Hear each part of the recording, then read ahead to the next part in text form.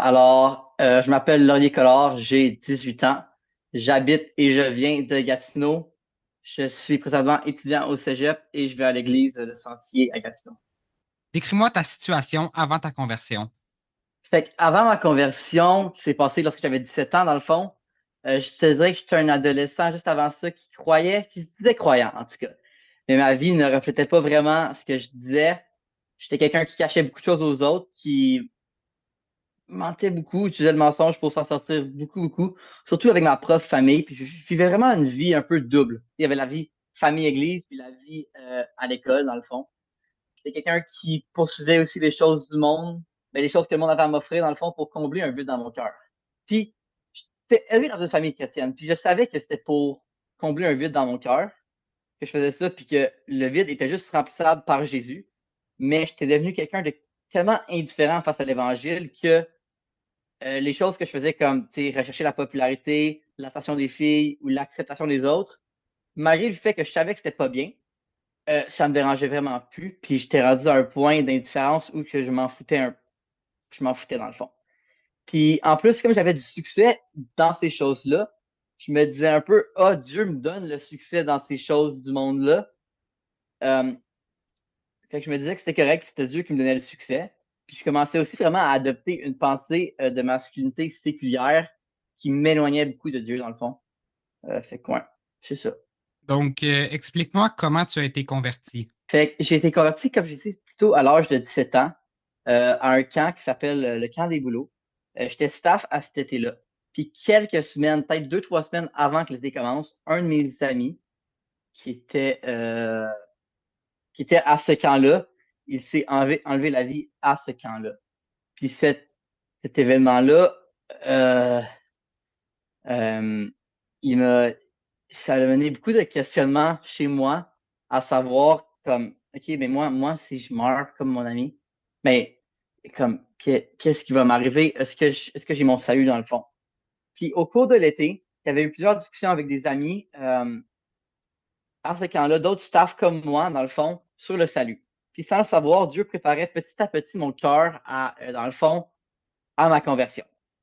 Bref, ça continue pour encore quelques semaines. Puis vers la fin de l'été, j'avais eu une grosse discussion profonde sur le suicide de mon ami.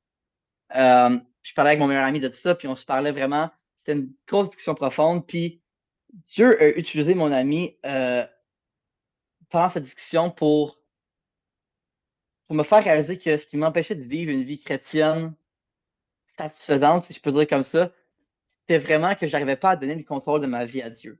Je suis dans une tempête dans ma vie, puis je voulais continuer à genre gérer les voiles, mais je réalisais pas qu'il fallait que je lâche les voiles puis que je dise comme Dieu, prends-le. Euh, Puis ce soir-là, j'ai vraiment fait une prière à Dieu avec mon ami, puis j'étais comme, écoute Dieu, je veux vivre pour toi, mais je suis pas capable de le faire tout seul. J'ai besoin que tu m'aides à vivre seulement pour toi, puis que je puisse te donner le contrôle total de ma vie. Fait que c'était vraiment ce soir-là que j'ai dit comme, écoute, je sais, comme là, je savais qu'il existait, mais je m'en foutais, comme je l'ai dit. Mais là, j'ai dit, écoute, là, je veux plus m'en foutre, je veux te donner ma vie, te donner le contrôle, parce que je suis dans une tempête, puis j'arrive pas à survivre tout seul, dans le fond. Fait que c'était vraiment ça. Et maintenant, comment vis-tu ta foi? Qu'est-ce que Dieu fait en toi? De façon, quand j'ai donné ma vie à Jésus, il n'y a pas eu de gros changements drastiques pour le vrai. Euh, mais il y a eu plein de petites choses qui ont changé dans ma vie depuis que je l'ai donné à Dieu, dans le fond. Pour le vrai, je trouve une paix et une joie dans des situations où j'en aurais pas trouvé.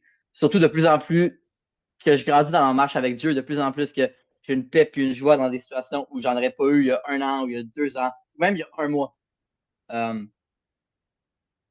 J'arrive aussi à j'ai un exemple. Tu sais, j'ai 18 ans, puis là, je dois vraiment essayer de trouver un peu ce que je veux faire plus tard. Puis j'ai une pression de tout le monde autour de moi de trouver ce que je veux faire. Mais j'arrive à me dire, écoute, Dieu, j'arrive à réaliser qu'il va me le montrer en son temps. Pas quand moi je veux, pas quand les autres veulent qu'il me montre ce que je veux qu'il fasse, que je fasse plus tard. Dieu va me montrer ce qu'il veut que je fasse en son temps. Puis j'arrive à avoir une paix malgré la pression autour de moi. Il y a aussi un sentiment de savoir qu'il est à côté de moi, puis que je suis pas tout seul. Euh, Même si j'avoue que des fois, je me sens quand même tout seul, puis que je suis quand même anxieux sur des situations, overall, je sais qu'il est avec moi. Puis même dans le doute, je sais que, écoute, moi, je sais pas ce qui se passe, mais lui, il sait ce qui se passe. Puis lui a le contrôle. Fait que c'est ça, j'ai vraiment le contrôle que Dieu a un plan parfait aussi, puis que j'ai pas besoin de m'inquiéter. Puis que tout ce qui se passe, même si je le vois négativement, Dieu va l'utiliser pour un positif, pour moi ou pour quelqu'un d'autre autour de moi. Euh, il y a aussi une chose qui est vraiment comme fait un changement dans mon cœur, je te dirais, que c'est que je vis ma foi au quotidien, puis je prends un temps pour parler avec Dieu quotidiennement. Pour le vrai, je mentirais si je disais que je le faisais tous les jours. Je le fais peut-être à comme 7 sur 7, ouais, 5 jours sur 7 par semaine que je prends un temps avec Dieu pour lire ma Bible. Mais je vois vraiment une différence. Quand je prends un temps avec Dieu pour lire ma parole, je le vois dans mes interactions avec les autres, je le vois, ça me donne plus d'amour envers les autres, surtout avec ma famille. C'est la famille, c'est un cadeau de Dieu, mais pour moi, j'ai de la misère à l'aimer des fois parce que je suis constamment avec eux. Mais quand je prends un temps le matin avec Dieu, ça m'aide pour le cours de ma journée après ça, tu sais.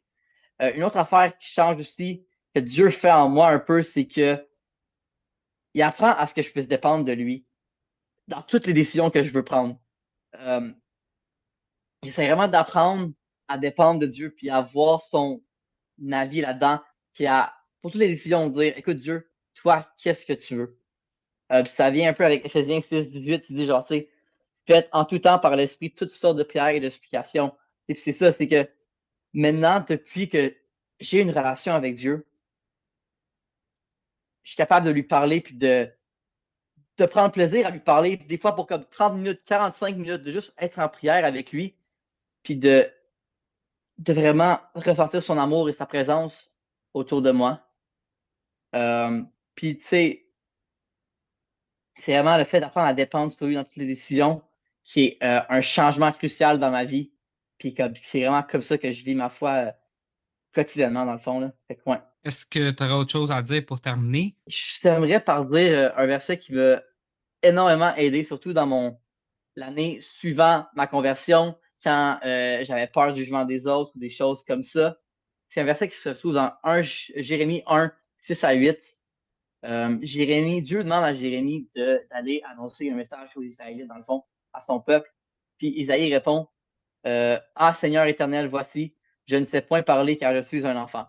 Puis là, j'arrivais vraiment à me sentir visé là-dedans aussi. Tu sais, des fois, je dis, oh mais Dieu, je suis juste un enfant, j'avais 17 ans, mais même encore là, je suis jeune, j'ai 18 ans. Euh, je veux vraiment que moi, j'aille comme être ton serviteur, puis être un témoignage de toi chez d'autres personnes, tu sais. Puis là, Dieu répond au verset 7, ne me dis pas je suis un enfant, car tu iras vers tous ceux auprès de qui je t'enverrai, et tu diras tout ce que je t'ordonnerai. Ne les crains point, car je suis avec toi pour te délivrer, c'est l'Éternel. C'est vraiment un reminder, comme un rappel que même si on est jeune, puis j'ai juste 18 ans, euh, Dieu va être avec moi. Il nous dit, ne crains point, puis il nous demande d'aller aux autres puis de témoigner par notre amour et par nos actions de l'Évangile qui est en nous. Fait que, ouais, ça. Merci.